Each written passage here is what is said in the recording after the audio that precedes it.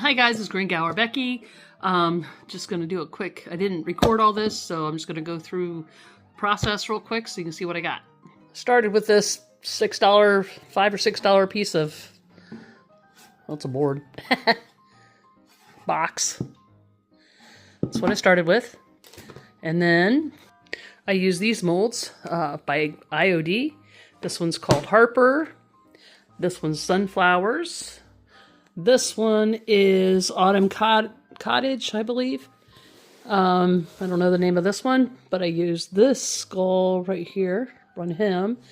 I used the pumpkin from this one. I used this, pretty much all this one except for this on this one, and I used the letters on here to spell Ahhh.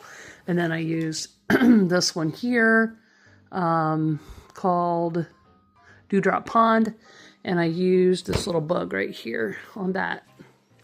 So I used the IOD air dry clay in those to make the following things that I just showed you. And I glued them to my board while they were still wet with this glue. It's a Gorilla Wood glue. They suggest the Tight Bond. I think it's called Tight Bond glue. I've used the Tight Bond glue before, and it was great, but I don't know where all my glue is. I had a bunch of glue. It all disappeared, so I had to go out and buy that, and that's all I could find. And that has worked just fine for me. I haven't had any issues with it, so I'll be buying that or the Tight Bond. So you glue them to the board while they're still wet. If you don't have a lot of time, that's what I did. And then I came back and painted everything at a later time. And that gives us this finished product right here. So we've got our little bug, we've got our sunflower. I had to throw a skull in there because that's just who I am for Halloween, right?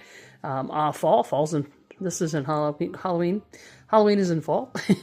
And then we got our pumpkin, and I tried to make a, what do you call it? A fall, autumn, scary sky, but it's scary all right. I don't know if it looks like autumn or fall, but there it is. And everything's raised up.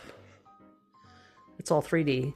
Because of the molds, not the molds actually, they're called castings, but, and then just to be a little bit extra, I wrap the sunflower around onto the side of the board, and I'm going to go back and paint this dark so it kind of blends in, since I don't have white anywhere else. So it'll be like a surprise when you look at it, you'll see it. It'll probably be more striking that way than stark white. And there's no other white on here anyway, but I thought I did a decent job with my painting, and I like the project, so that's what me and the girls are going to be making this this Saturday. So I'm excited about that.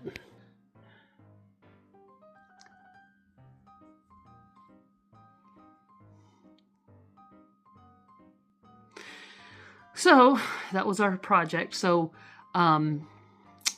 anyway, I'm really looking forward to starting these projects. And I'm telling you what, I keep buying crafting material, and I don't know why. That's another reason I want to start doing these projects with people, is I had thought about doing, what do you call it, classes, I guess. And I still may if I ever get to retire. But in the meantime, I've got too much crafting stuff that I will never use unless I have help. And of course, my habit is buying more even though I don't need it. So yeah, every month if my husband works, a weekend he works, I'm going to have my girls over, and the girls, whoever they may be, over. We're going to do a class and see what we can come up, for the next one. And that's, I'm already starting to work on that other one. So that should be interesting. So anyway, they're going to have to help me put water in these paints and shake them up. And I've already thrown a bunch of them away. So it's going to be purging too.